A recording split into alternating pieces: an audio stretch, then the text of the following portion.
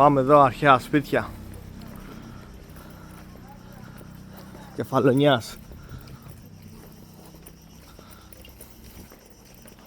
Κάτσε να ανέβω εδώ με σκαλοπάτια. Μην ανέβεις, Χάρη.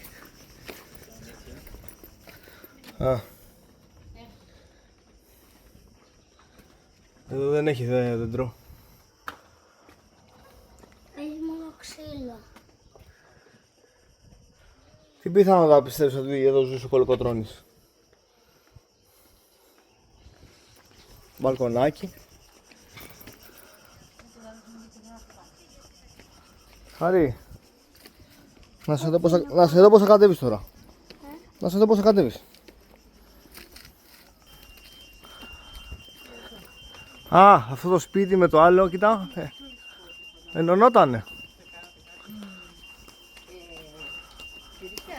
Ήτανε μόνο ανοιχτή όταν εγώ το έκανα.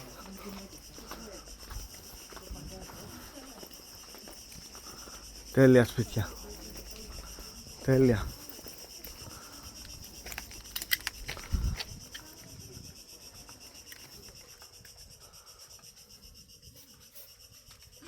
Κάτσε μην έχει κανένα φίδι ρε, φύγαμε. Φύγαμε.